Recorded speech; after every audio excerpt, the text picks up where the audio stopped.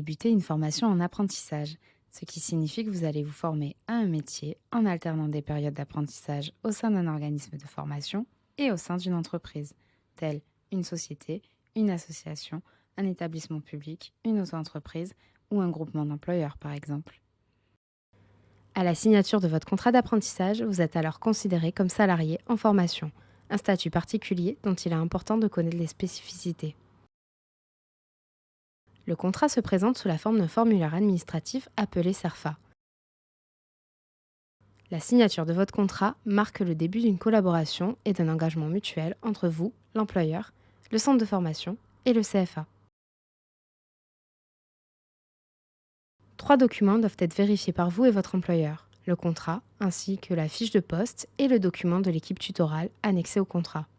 Le début de votre contrat d'apprentissage est marqué par une période probatoire de 45 jours travaillés en entreprise, ce qui veut dire que ni les jours en centre de formation, ni les congés ou absences justifiées ou non ne comptent dans cette durée.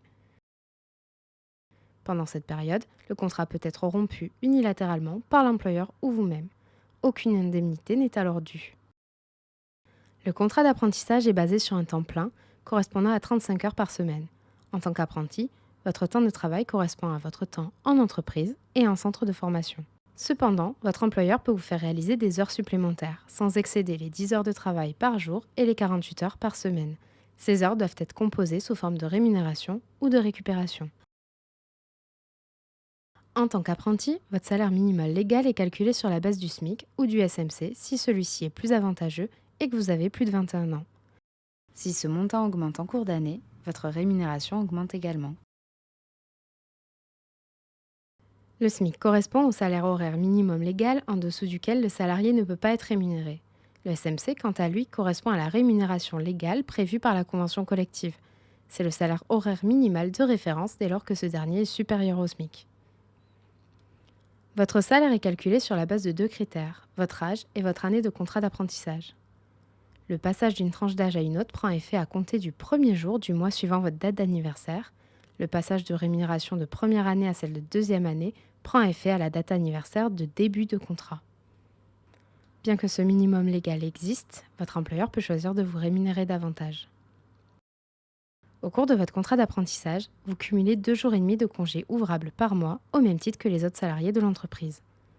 Dans la plupart des entreprises, si vous prenez une semaine de congé payé, l'employeur décomptera 6 jours de congé, du lundi au samedi. Renseignez-vous sur les règles en vigueur dans votre entreprise.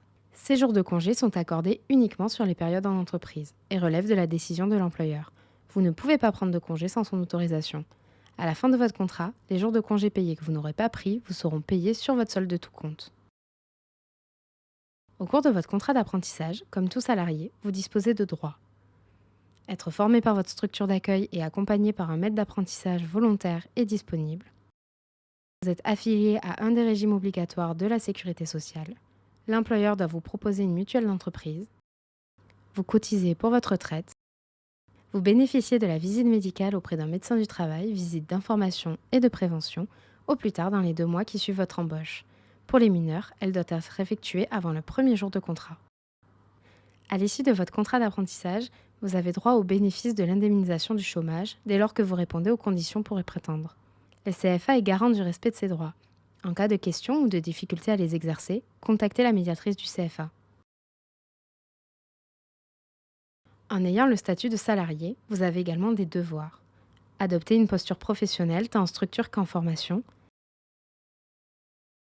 Respecter les horaires de travail en entreprise et en formation. Justifier de toute absence en entreprise par un arrêt de travail délivré par un médecin, par une convocation officielle par les services de l'État ou encore par un certificat délivré par l'administration. Respecter les règles de fonctionnement de l'entreprise et effectuer les travaux confiés par l'employeur et correspondant au métier préparé. Suivre les règlements de la formation et respecter le règlement intérieur du CFA et de l'organisme de formation. Vous présenter aux examens. Répondre à vos obligations vis-à-vis du CFA. Si vous réalisez une formation pour devenir éducateur sportif, vous devez également vous assurer de disposer d'un casier judiciaire vierge afin de réaliser votre demande de carte professionnelle. Le CFA vous accompagne tout au long de votre contrat d'apprentissage. Pour en savoir plus, vous pouvez consulter notre guide des apprentis des métiers du sport, de l'animation et du tourisme ou vous rendre sur notre site internet. Si vous avez une question, contactez-nous au 04 67 61 72 28 ou par mail à cfa@cfa-sport.com.